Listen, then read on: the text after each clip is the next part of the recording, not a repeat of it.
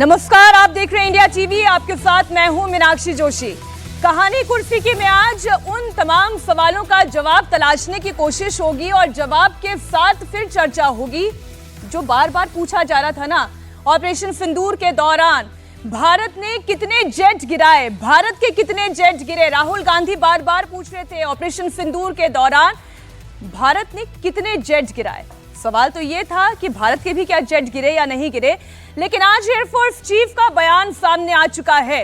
इस बड़ी खबर के साथ आज कहानी कुर्सी की हम शुरुआत कर रहे हैं। चार बेहद खास मेहमान हमारे साथ इस वक्त स्टूडियो में मौजूद हैं। वरिष्ठ पत्रकार राहुल जी, विजय जी, अनंत विजय जी, दो विजय मेरे दाएं बाएं हैं। देखिए, समीर चौगांवकर जी, बहुत स्वागत सर आपका। और बड़ी खबर है, सबसे बड़ी खबर, ऑपरेशन सिंदूर पर एयरफोर्स चीफ ने बहुत बड़ा बयान दिया है। एयरफोर्स चीफ एपी सिंह ने बताया कि ऑपरेशन सिंदूर के दौरान पाकिस्तान को बहुत बड़ा नुकसान हुआ, जिसकी वजह से पाकिस्तान सीज फायर के लिए मजबूर हुआ। Air chief marshal AP Singh ने पहली बार यह खुलासा किया। ऑपरेशन सिंदूर में भारत ने 5 पाकिस्तानी फाइटर जेट और 1 एयरक्राफ्ट मार गिराया। बार बार ये सवाल न जाने कितनी दफा पूछा गया कि कितना नुकसान हुआ, कैसे नुकसान हुआ।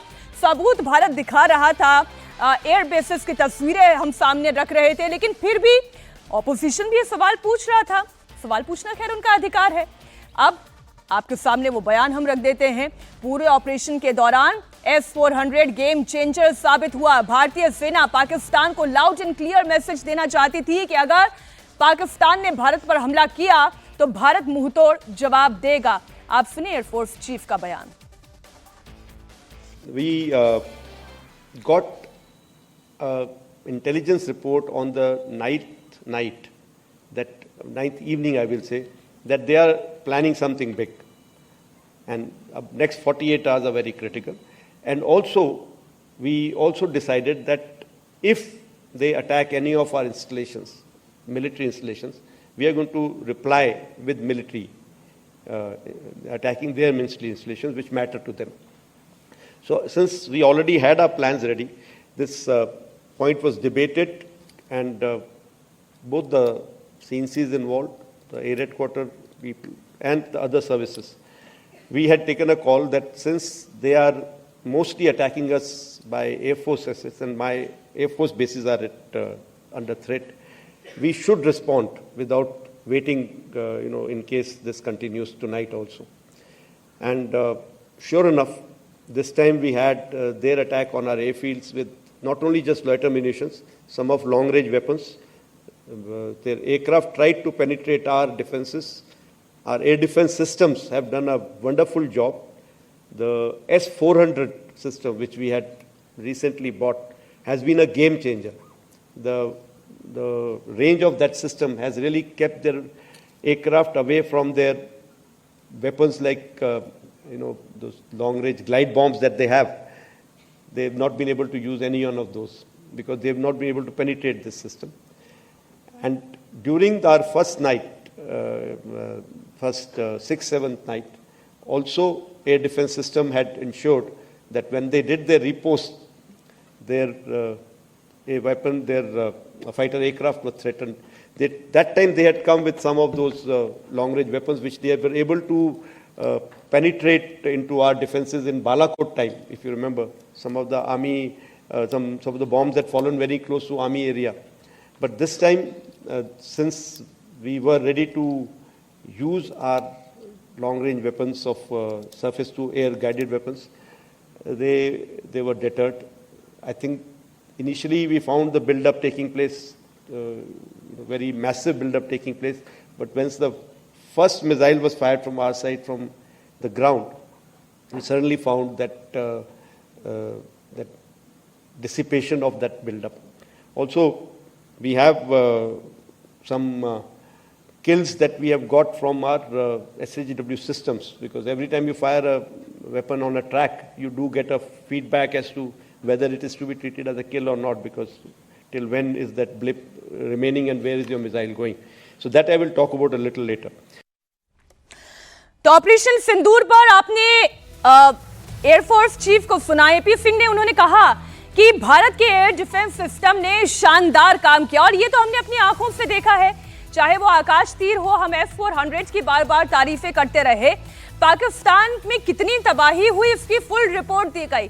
अनंत विजय जी, बार बार ये सवाल पूछ रहा था ना ऑपोजिशन, राहुल गांधी भी ये पूछ रहे थे कितने जेट गिरे, हमें कितना नुकसान हुआ। भारत ये बता रहा है कि पाकिस्तान को ऑपरेशन सिंदूर के दौरान भारत ने धो डाला, 5 फाइटर जेट उनके गिरा दिए, 1 एयरक्राफ्ट उनका गिरा दिया। ये बड़ा खुलासा है। अभी तक नंबर्स नहीं बताए गए थे, अभी तक केवल ये कहा गया था कि भारत ने पाकिस्तान को नुकसान पहुंचाया है। एयरबेसेस की तस्वीरें भारत ने दिखाई थी, सबूत सामने रखे थे पूरी दुनिया के कि कहां पर नुकसान हुआ था। लेकिन अब नंबर्स के साथ एयरफोर्स चीफ ये कह रहे हैं कि पाकिस्तान के 5 जेट और 1 एयरक्राफ्ट गिराया गया है। फाइटर जेट और 1 एयरक्राफ्ट गिराया गया था। मुझे लगता है मीनाक्षी जी कि विपक्ष, खासतौर पर नेता विपक्ष की जानकारी बिल्कुल दुरुस्त थी, संख्या बिल्कुल दुरुस्त थी, पर बस थोड़ी सी दिक्कत ये हो गई थी कि वो जिसको भारत का समझ रहे थे वो पाकिस्तान का निकला। तो अब एयरफोर्स चीफ के खुलासे के बाद तमाम उन आशंकाओं को जो व्यक्त की जा रही थी कि भारत का कितना नुकसान हुआ है, क्या हुआ है, 5 जेट गिराए गए, वो सांग्रीला डायलॉग्स में CDS अनिल चौहान के बाइट्स को बार बार कोट किया जा रहा था। तो सचमुच मुझे लगता है कि ये मैटर भी नहीं करता है कि क्या गिरा, कैसे गिरा, भारत का इस पर चर्चा क्यों होनी चाहिए। चर्चा तो अपनी सेना के शौर्य पर होनी चाहिए कि हमारी सेना ने वहां घुसकर मारा, उनके कितने अड्डे तबाह किए, नष्ट किए, और किस प्रकार से हमने जो ड्रोन की एक बरसात हो रही थी उधर से उसको S-400 ने रोका। सर, एयरफोर्स चीफ ने एक और बयान दिया, उन्होंने ये भी बताया कि ये जो 5 फाइटर जेट पाकिस्तान के गिराए गए, ये कैसे गिराए गए। एक ये बयान भी आप सुने। And I'm sure there were some aircraft inside which have got damaged there. So if I can just sum it up, what we were able to get there at least 2 command and control centers in like Murid and Chaklala that I have shown you one of the pictures. At least 6 radars, some of them big, some of them small. 2 SAGW system that is in Lahore and Okara.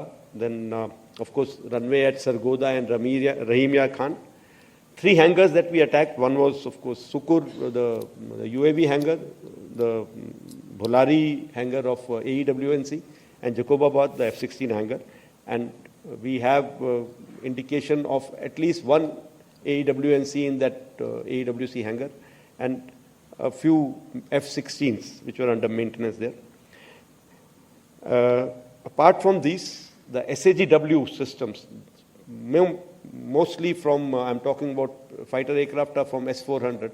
We have at least 5 fighters confirmed kills and 1 large aircraft, which could be either an Elint aircraft or an AEWNC aircraft, which was taken on at a distance of about 300 kilometers.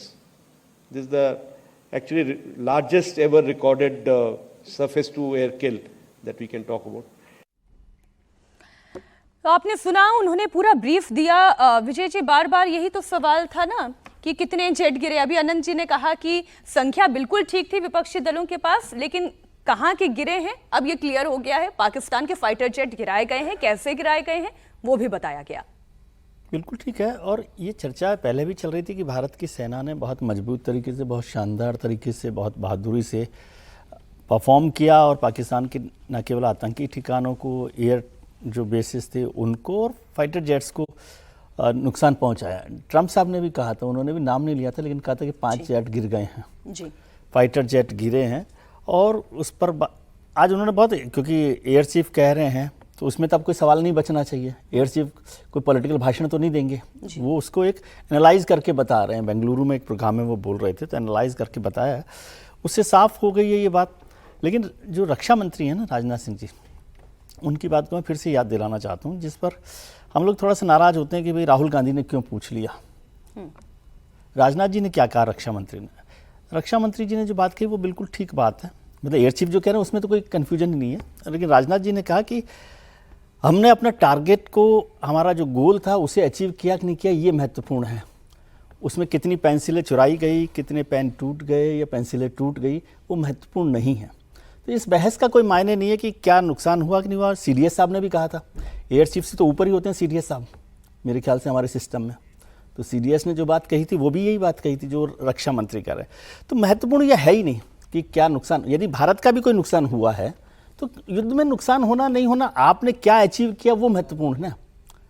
आपने जो गोल fix किया था, जो भारत सरकार ने, जो भारत की सेना ने जो टारगेट फिक्स किया था, वो हमने अचीव किया या नहीं किया, ये महत्वपूर्ण होता है। आप मेरिट में फर्स्ट आ रहे हैं, सेकंड आ रहे हैं, वो महत्वपूर्ण है ना। आपने 3 पेन काम में लिए थे, 2 सप्लीमेंट्री कॉपी काम में ली थी, नहीं ली थी, ये इंपॉर्टेंट बात नहीं है। लेकिन एयर चीफ ने एंड गेम अचीव किया या नहीं किया, एंड गेम अचीव किया कि नहीं किया। और S-400 की चर्चा बहुत हो रही है, अभी पुतिन साहब भी आ रहे हैं शायद। मैं वहां तक आपको लाना ही चाह रही थी, आप लेकर आ गए हैं पुतिन जी को। तो राहुल जी, ये विषय भी मैं फिर थोड़ा आगे बढ़ा लेती हूँ। ये पहली मर्तबा ऐसा हो रहा है राहुल जी कि भारत ने बीते 11 सालों में अपनी जो फॉरेन डिप्लोमेसी वो हमेशा तटस्थ भाव पर रहा है। चाहे दुनिया की कितनी भी बड़ी कोई भी महाशक्ति क्यों ना हो गई हो, चाहे वो रशिया हो, चाहे अमेरिका हो, चाहे वो चाइना हो, भारत ने हमेशा अपनी नीति को, अपने हितों को सर्वोच्च रखा है और कभी किसी एक पक्ष का साथ दूसरे को रिझाने के लिए या दूसरे को नाराज करने के लिए दूसरे पक्ष का साथ, ऐसी भारत की डिप्लोमेसी नहीं रही। लेकिन बीते 3 सालों में पहली बार ऐसा लग रहा है कि भारत अब साइड चुन रहा है। क्या भारत, मोदी, पुतिन मिलकर एक नया वर्ल्ड ऑर्डर क्रिएट कर रहे हैं? देखिए, 2-3 चीजें इसमें महत्वपूर्ण हैं। एक तो ये बात है कि जिस तरह से टैरिफ लगाए गए हैं अमेरिका की तरफ से, वो कहीं ना कहीं बहुत सारे देशों के लिए एक प्रॉब्लम है।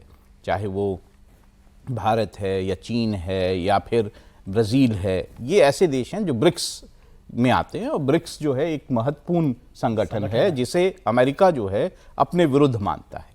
और अगर ये सारे देश इकट्ठे आते हैं तो ये एक स्ट्रांग ब्लॉक बनता है किसी भी नेगोशिएशन के लिए, और वो इकोनॉमिक नेगोशिएशन के लिए बहुत बड़ा ब्लॉक बनता है। ये बात आपने बिल्कुल सही कही। भारत ने अपनी विदेश नीति को हमेशा जो है वो निष्पक्ष रखा है, और वो जो दूसरे देशों के साथ उनके संबंध है उनको किसी और देश के साथ मिलाने की कभी कोशिश नहीं की है।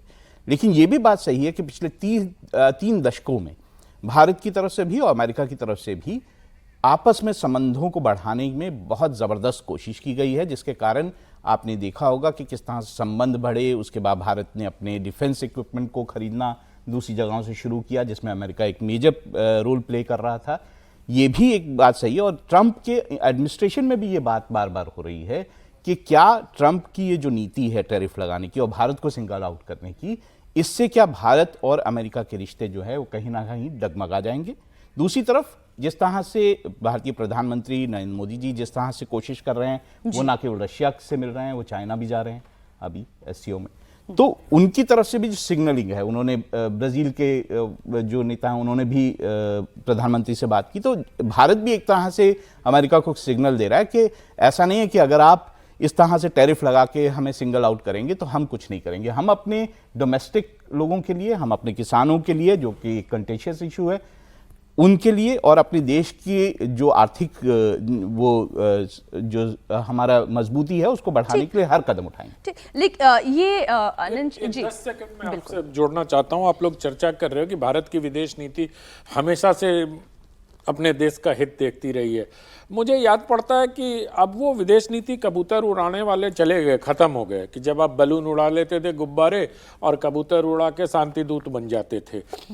उस समय क्या विदेश नीति में भारत के हितों का ख्याल रखा गया जब UN में कहा गया कि नहीं, भारत को नहीं चीन को मेंबरशिप दे दीजिए आप सुरक्षा परिषद का?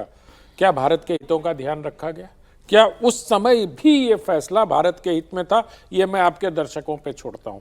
मैं सिर्फ इतना जानना चाहता हूं कि देश हित से ज्यादा कभी कभी विदेश नीति में हमारे यहाँ इतिहास में व्यक्तिगत हित और व्यक्तिगत छवि ऊपर हो गई थी। जैसे अभी हम अमेरिका में देख रहे हैं कि नोबेल पुरस्कार के लिए तमाम तरह की चीजें, तो वो जो कबूतर उड़ाने वाली विदेश नीति हमारी हुआ करती थी, उससे मुझे लगता है कि ज्यादा स्टेबल और रोबस्ट विदेश नीति की तरफ देश इस समय बढ़ रहा है। मैं समीर जी आपके पास आऊं, उससे पहले आपने जो बात कही उससे फिर मन में एक और सवाल उपजता है।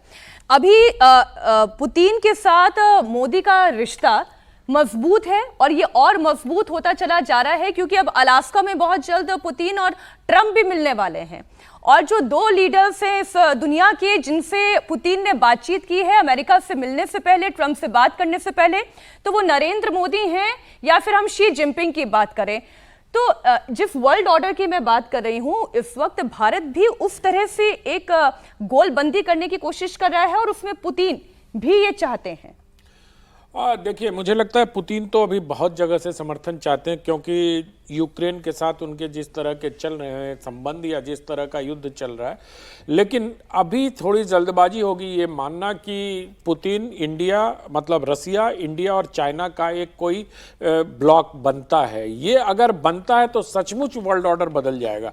लेकिन मुझे लगता है कि पुतिन और मोदी से ज़्यादा हम भारत और रूस के ऐतिहासिक संबंधों की चर्चा हमें करनी चाहिए। जब जब भारत संकट में आया तब तब रूस हमारे साथ खड़ा रहा है, चाहे वो 71 का युद्ध हो, चाहे 62 का युद्ध हो, चाहे 65 का युद्ध हो। हथियार देने से लेके अमेरिका क्या करता है, अमेरिका बहुत अच्छा श्रूड बिजनेसमैन है। उसको जहां अपना हित दिखाई देता है, जहां लाभ दिखाई देता है, अमेरिका को तो अभी आप चाहो तो एक चाबी घुमाओ कि ना हम बोइंग खरीदेंगे ना आपसे हथियार खरीदेंगे। हालांकि कल रॉयटर ने ये खबर चलाई थी और सरकार की तरफ से इसका डिनायल आ गया कि नहीं, ऐसी कोई बात नहीं है। देखो, अमेरिका पटरी पे आएगा धीरे धीरे। मतलब मेरा ये कहना है कि इतना आसान नहीं होता है विदेश नीति में, पर अमेरिका के सामने उसकी सबसे बड़ी जो उसकी इकोनॉमी है वही मायने रखती है। अब अमेरिका क्या चाह रहा है कि अपने डेयरी प्रोडक्ट्स को इंडिया में भेज दो। मैं एक छोटा सा कमेंट बीच में जरूर करूंगा। अरन जी बोल रहे थे, जी, देखिए रूस जो है, हाँ। ऐसा नहीं है कि रूस ने हमेशा साथ दिया है। भारत और चीन की लड़ाई में रूस ने भारत का साथ नहीं दिया। सो ऐसा नहीं है कि विदेश नीति सिर्फ किसी एक के साथ हमारे बहुत अच्छे संबंध चलते रहे हैं और ऐसा चलता रहे। अलग अलग समय में अलग अलग चीजें।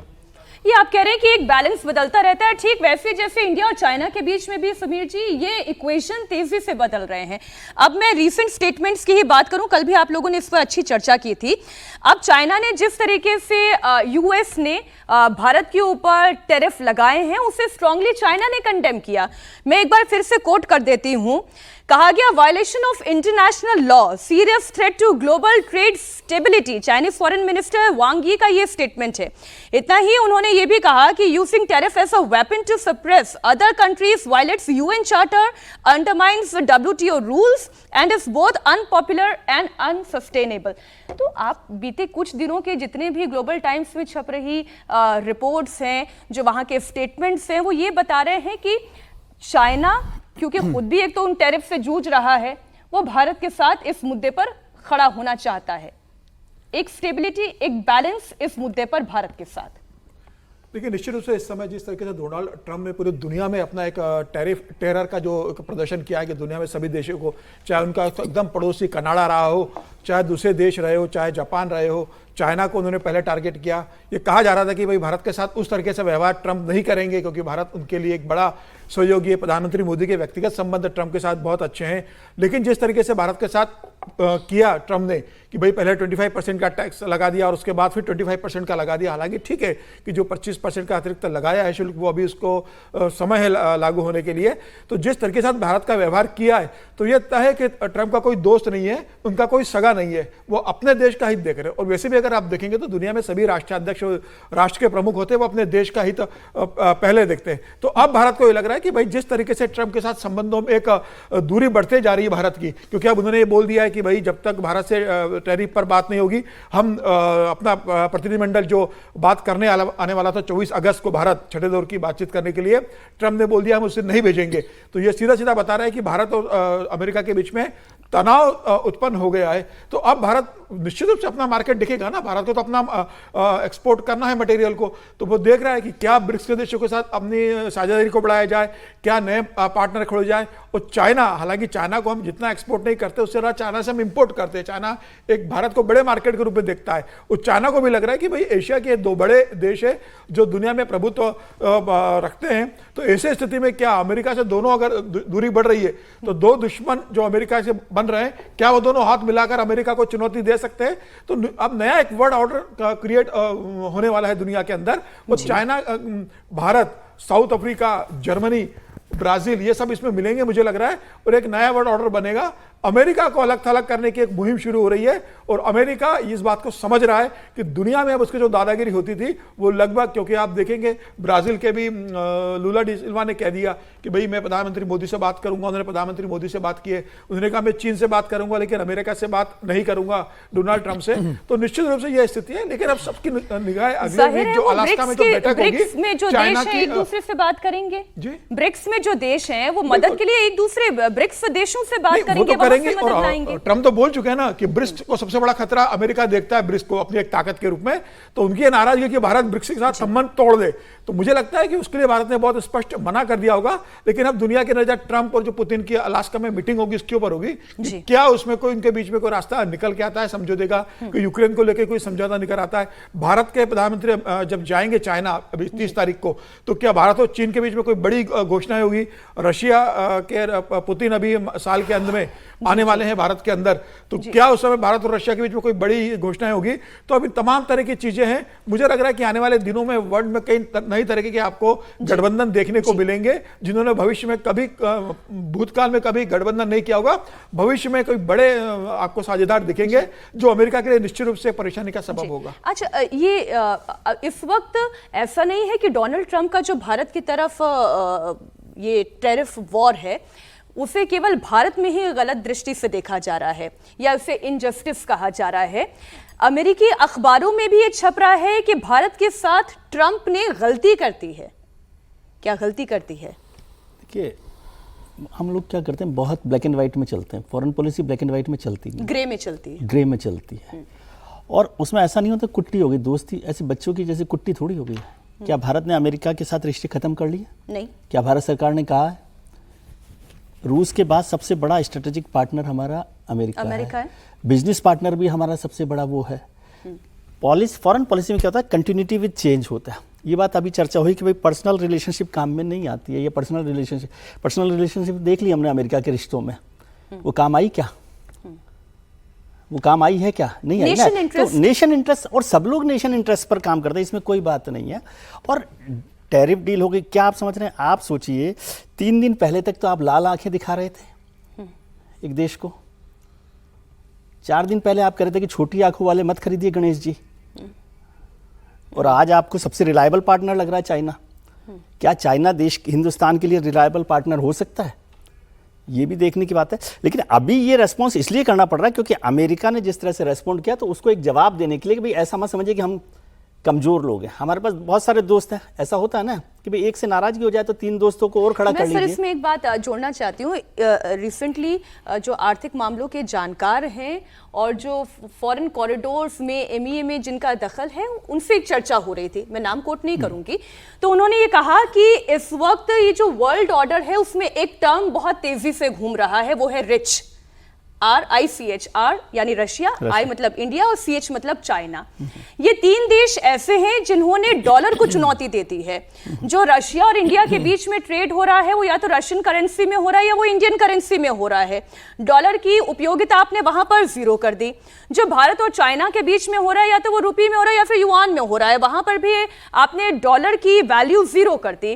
तो ये एक बड़ा थ्रेट की तरह अमेरिका देख रहा है कि इसी तरीके से अगर आप ब्रिक्स कंट्री में भी ये होता रहा तो ये उनकी सुप्रीमेसी के लिए सबसे बड़ा झटका हो सकता है। और इसलिए उसी की वजह से मतलब तमाम कारणों के बीच में एक कारण ये भी है। उस थ्रेट को वो देख रहे हैं ना, लेकिन इसका मतलब ये डी-डॉलराइजेशन। हाँ, ये डी-डॉलराइजेशन पर ही तो खुद ट्रंप भी चिंता कर रहे हैं, उन्होंने भी इसकी बात की है और वो सारी चिंताएं होती हैं। मैं ये कह रहा हूँ कि इसका मतलब ये नहीं है आज जितनी आप नाराजगी दे रहे हैं, मैं गाली नहीं कह रहा, नाराजगी दिखा रहे हैं अमेरिका से, 3 दिन बाद मुझसे बात कीजिएगा कि हम कैसे बात कर रहे होंगे अमेरिका को लेकर, और 3 दिन पहले हम चाइना के लिए कैसे बात कर रहे थे, आज क्या कर रहे हैं। तो वक्त कंटिन्यूटी विद चेंज का मतलब ही फॉरेन पॉलिसी में ही होता है कि आज जो हमारी जरूरत है हम उनके, और ये जो मल्टी अलाइन डिप्लोमेसी हुई है उसका मतलब ये है कि जब जिसके साथ जरूरत हो उनके साथ रहिए। एक कोई ये वो नहीं है, हिंदुस्तानी शादी नहीं है कि बस 7 फेरे हो गए तो वो चलता रहेगा। ये चलता रहेगा, जिसके साथ जो रिलेशनशिप है वो चल रहा है। अब आज आप S-400 की इतनी तारीफ कर रहे हैं क्योंकि पुतिन साहब आने वाले हैं, मैं डायरेक्टली सीधी बात बोल रहा हूँ। क्या अमेरिका के साथ आपकी स्ट्रेटेजिक पार्टनरशिप नहीं है? नहीं, सुनिए मेरी बात। क्या जो अमेरिका से जो आपने ट्रांसफर करता है सर, अमेरिका ने जो हथियार आपको दिए, क्या वो आपके काम आए या नहीं आए? और मैं कह रहा हूँ कि क्या भारत सरकार ने ये कहा है कि हम अमेरिका से रिश्ते खत्म कर रहे हैं? ऐसा नहीं कहा गया है। तो बस रिश्ते खत्म होते भी नहीं है रिश्ते foreign खत्म नहीं policy होते, में। वो तो अभी आज की जरूरत ये है कि हमको चाइना और रूस के साथ खड़ा होना है। 6 महीने बाद आपको पता पड़ेगा कि हम चाइना के साथ खड़े हैं कि नहीं खड़े हैं, क्योंकि वो तो चाइना तो वैसे, चाइना के लिए तो हम बॉस हैं कायदे से। यदि ट्रेड को देखें तो हम $100 बिलियन के ट्रेड डेफिसिट से चल रहे हैं, तो उनको तो हमारा एहसान वैसे ही मानना चाहिए। समझे, ट्रेड डेफिसिट है। करने की बात चल रही है, तो यूरो को लेकर आए थे, क्या यूरो कमजोर कर पाया क्या डॉलर को? भाई डॉलर तो अमेरिका का वो सिपाही जो कभी नहीं हारता, दुनिया का पूरा व्यवसाय डॉलर में होता है, स्विफ्ट यूरो में होता, स्विफ्ट का पूरा बिजनेस डॉलर के अंदर होता है, और डॉलर की जो गुडविल है, जो ख्याति है, जो सिक्का है मार्केट के अंदर, वो ऐसा नहीं कि 4 देश अपनी करेंसी में आपस में धंधा कर लेंगे तो आपने डॉलर को कमजोर कर दिया। दुनिया की दादागिरी आज भी डॉलर की चलती है करेंसी के अंदर, उसमें कोई दो राय नहीं है। उस सिर्फ एक 4 देशों का व्यवसाय करने से ऐसा नहीं कि डॉलर और ऐड करना चाहती हूँ इससे पहले कि मुझे ब्रेक पर जाना पड़े। राहुल जी, एक विषय तो ये भी है ना कि ये अचानक से अंदाज ट्रंप का क्यों बदल गया भारत के तरफ। एक रिपोर्ट जो इस वक्त ब्लूमबर्ग भी लिख रहा है, और मैं उसी की रिपोर्ट को पढ़ देती हूं। वो जो 35 मिनट सर भारत और अमेरिका के बीच में, नहीं, ट्रंप और मोदी के बीच में, दोनों के बीच में 35 मिनट की कॉल लंबी चलती रही, जिसमें भारत ये बताता रहा कि ये भारत और पाकिस्तान के बीच में जो जंग रुकी है उसमें किसी का मीडिएशन नहीं है। अच्छा, डोनाल्ड ट्रंप कोशिश ये कर रहे थे कि मोदी जी आ जाएं अमेरिका, जिससे कि एक स्टेटमेंट और एक जेस्चर पूरी दुनिया के सामने ये जाए कि ये अमेरिका की वजह से भारत और पाकिस्तान के बीच में वॉर रुकी है। लेकिन प्रधानमंत्री ने साफ इनकार कर दिया।